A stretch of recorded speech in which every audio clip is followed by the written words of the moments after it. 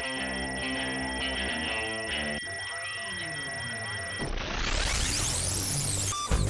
what's up, everybody? Welcome to Comic Book Club. I'm Alex. I'm Justin. I'm Pete. And we've got a speed round for you guys today. Love the speed round. Yes, so Pete, you want to kick it off? I would love to. Thank you, Alex. Batman Confidential number 33. Hey, you heard of this Peter Milligan guy? He's good, man. Really a lot of cool stuff.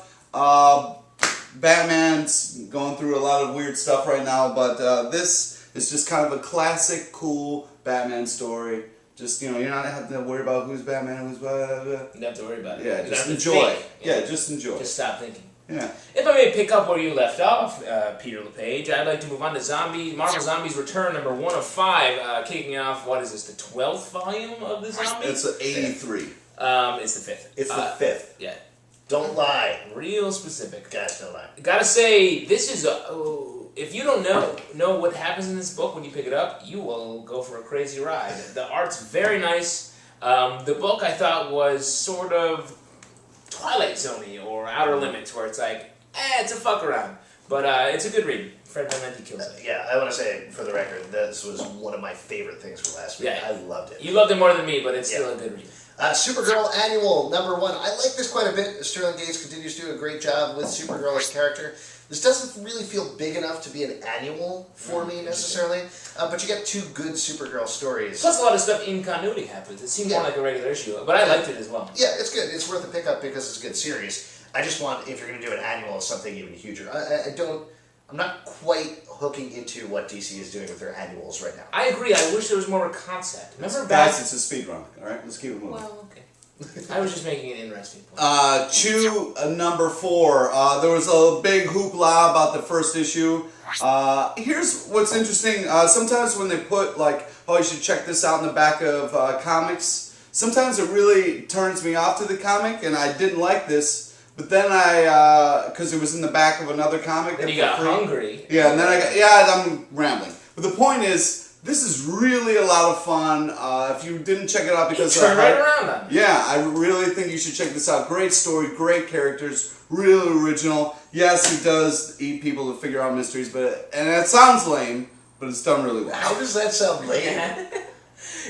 Boring old eating people to figure out mysteries. Yeah. Yeah, I remember Charles Dickens wrote that. Classic Jake and the Fat Man story. Do Do I reference that show too? Yeah, I think you do. That joke just a little bit. Yeah. Cable number 18. Goddamn, Dwayne, how do you keep making this series unique and interesting every single week? Definitely pick this up. We just had him on the live show, which you can check it out on the Nice iTunes podcast coming very soon. Great issue. Continues. A lot of exciting things coming He's going to be writing for the Punisher special coming up. Holy shit. Oh, you hear that? That's news breaking, guys. There you go. Previously announced breaking news. Fallout Toy Works number 1, inspired by the songs and ideas of Fallout Boy. I'd like to say that my reviews today are also inspired by Fallout Boy, by the songs of Fallout Boy. Oh, I should have said that at the top of the show. I should have said that at the top of the show. I think this would work better if you could even remember one Fallout Boy song. What about the one where he's upset? You got me. About Toy Works. Yeah. That's what this one is based on. I knew it. Nice. I mean, this is fine. The art's very nice in here. It actually started to sell me a little more on it towards the end. They seem to find their groove a bit, but the first 3 quarters of the issue is a bit of a mess. First 3 quarters? That's a lot. The first 7/8 are just a total... Yeah, everything except for the bottom corner of the last page is a total mess. Magog, number 1 by DC. By DC Comics. It's a little company, I don't know if you're aware of it. Anyways, it doesn't exist anymore.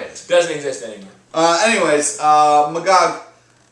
It's kind of... I didn't like this character at all when kind of throughout time, I guess. But this is a fantastic first issue and really kind of gives Magog some good backstory and a great kind of goal or a place to go. I like the fact that he's Justice League, Justice Society, they're all lame. They're all playing by rules. I'm going to go out and I'm going to solve real crime. He's going to stab real crime and stab real people. This is a really good slow round so far, guys. So yeah. Speaking of Justice League, how about Justice League Cry for Justice, number 3 of 7. This comic is a mess. There's been a lot of hype online because the Atom tortured someone in here and all that. And that is, it's out of character. A lot of stuff is out of character. But I gotta say, the last page, second to last page with the Shade, Bobo Benetti. Excuse you. We're getting a lot of Starman reference there that breaks my heart because I know I'm going to have to buy the next issue. I'm going to have to keep reading this. Don't read this comic. Just look at the pictures. The art is really good. You won't be angry. Dead Romeo, a 6 of 6. Since the beginning of time and through the end, I've kind of liked this series a little bit. Certainly like Jesse Blaze Snyder, who wrote it, a very good guy. I think this wraps up very nicely. And again, I think he really found his groove over the course of the series. Like Stella. Yeah, there you go. The first issue was a little bit rough, but by the end, this is a very nice story. I unfortunately don't think they're probably going to do much more Dead Romeo, but it would be nice if they gave a chance to revisit, and pick up the trade. Yeah, I think you did a great job with that. It was a lot of fun. Strange Tales, number 1 of 3. This is an awesome comic. You should definitely go and pick this up. A lot of amazing artwork, a lot of very creative writing. You get to see your favorite characters in different kind of whacked out scenarios. It is very entertaining and worth the money. I can't recommend it enough. Paul Pope's story is great. Jason in the back is great. The Torch, number 1 of 8, picking up on the much lauded Avengers Invaders crossover, which Pete, Alex, let's all just... it's a weird move, but for Marvel, but I gotta say, the story's not bad. I didn't really want to like it, but I bought it, read it, and it's good. It's good enough to warrant a pickup. No, it's not. Come on. It is. No, it it's is. not. It's a decent enough story. I like the Torches. The Mighty, number 8. I've been pretty harsh to the series, especially towards the beginning, I think, and I want to say that I was wrong. You've fallen in love with it. I have completely fallen in love with it. Every issue makes me like this more and more. Like an orphan left on your doorstep. Well, maybe that's a little extreme, but yeah. No, but you love orphans. I mean, to death. Murder. This is a really good issue. Art's great. Writing is great. Really good story. As I said, gets better every issue. Go back, pick up the other issues, catch up to this, keep reading it. Proof number 20. Wow. Proof number 23. What do you think he's going to say, guys? Proof number 23 is amazing, as always.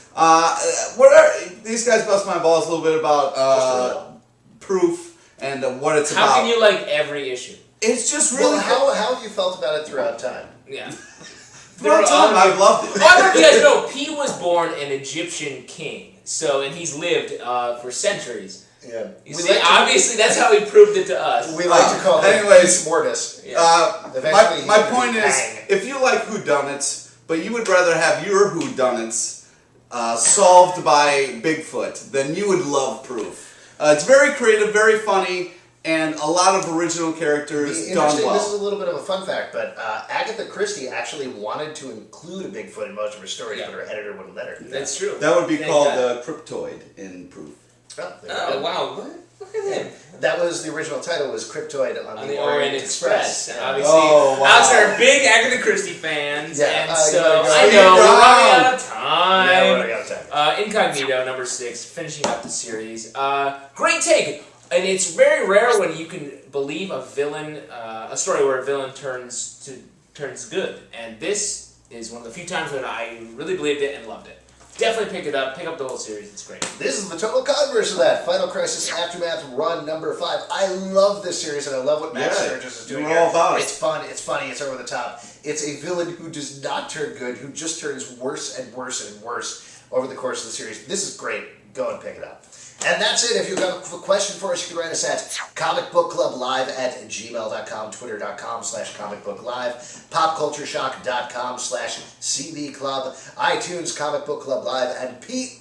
New York City, Tuesday nights, 8 o'clock. I dare you to be there. Wow. I dare you to show up. It's a lot of fun. You can win $25 free. Great, nice. I was just watching Stargate today with James Spader, and it made me think of you as one of the princes of rock.